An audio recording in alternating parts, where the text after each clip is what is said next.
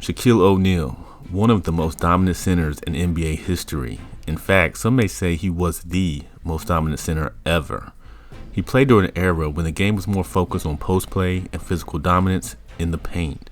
His career, spanning from 1992 to 2011, showcased his incredible size, strength, and athleticism, which made him a force to be reckoned with. If Shaq were to play in the current era of the NBA, his impact would be both significant and intriguing. Here's a breakdown of how good Shaq would be in today's game. But first, if you enjoy NBA breakdowns and analysis, then hit that like button like the GOAT used to hit buzzer beaters. On the road to 2,000 subs and can't do it without you guys. Hope you enjoy. Now let's get into these rankings. Shaq's physical attributes, 7'1" in height and roughly 325 pounds during his prime, would still be unmatched in today's NBA. His sheer size and strength would allow him to dominate the paint, overpowering most of today's centers who generally are not as physically imposing. Even the best current centers like Joel Embiid and Nikola Jokic would have difficulty handling Shaq's combination of size and agility. His athleticism for his size would also make him a dominant force on both ends of the floor, able to move fast enough to help on defense and deter drives from smaller guards and forwards.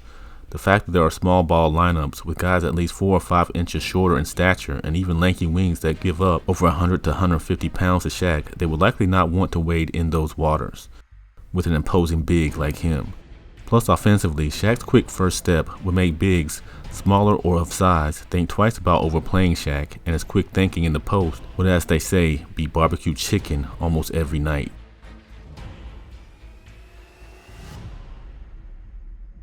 Despite the modern NBA shift towards perimeter play and three-point shooting, Shaq's post play would remain a vital asset. His ability to score efficiently in the paint would force defenses to collapse, opening up opportunities for perimeter shooters. Shaq would be devastating in pick-and-roll situations. His ability to set hard screens and roll to the basket with power and agility would make him a nightmare for opposing defenses. Guards like Steph Curry, Luka Doncic, and Damian Lillard would benefit immensely from having Shaq as a pick-and-roll partner.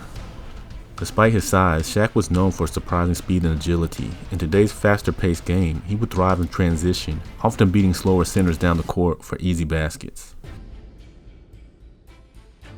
Shaq's shot blocking ability would translate well to the modern game. His presence in the paint would deter opponents from driving to the basket, forcing them to rely more on outside shooting. Shaq's rebounding would be a significant asset. His size and strength will allow him to dominate the boards, securing defensive rebounds to end possessions and grabbing offensive rebounds to create second chance points.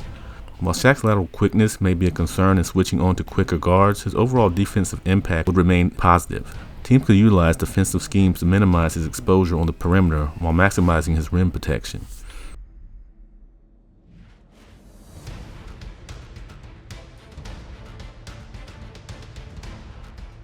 One of Shaq's known weaknesses was his free throw shooting. In today's game, he would still be targeted with intentional fouls, the well-known hack of Shaq. However, his scoring efficiency from the field would likely offset some of the negative impact of poor free throw shooting. While Shaq was never a perimeter shooter, he wouldn't be required to be one in the modern game. His role would be to dominate the paint and facilitate spacing for his team's shooters. Comparing Shaq to current dominant centers like Joel Embiid, Nikola Jokic, and to a lesser extent, Giannis Antetokounmpo, provides insights into how he might fare.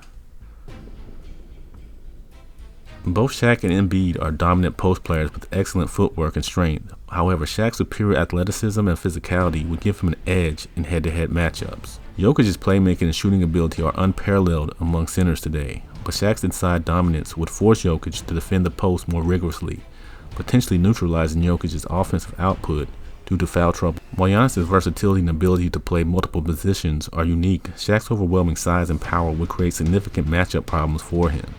Shaq will likely force Giannis to play more on the perimeter, reducing his effectiveness inside. Shaq's success would largely depend on the team and system he played in. A team built around his strengths and plenty of perimeter shooting and strong defensive players would maximize his impact. Like a Minnesota Timberwolves team, of course, with Shaq taking Rudy Gobert's spot, or out east, Shaq reuniting with the Miami Heat and teaming with Jimmy Butler would be an almost unstoppable connection. Coaches would need to design schemes that leverage his post dominance while mitigating his weaknesses, such as free throw shooting and perimeter defense. In the current era of the NBA, Shaquille O'Neal will still be an elite, game-changing player. His physical dominance, offensive prowess, and defensive impact will make him one of the top players in the league. While adjustments would be necessary to accommodate the modern style of play, his presence on the court would demand constant attention from opponents and significantly influence the outcome of games. Shaq's unparalleled combination of size, strength, and athleticism will ensure his continued dominance, making him a perennial all-star and MVP candidate even in today's NBA. But what do you think? Could Shaq still be a dominant center in today's perimeter-heavy, spread-the-floor style? Let us know in the comment section below. Also, if you enjoyed this content, please hit that like button and subscribe to help the channel continue to grow. Thank you, and be back soon with more content.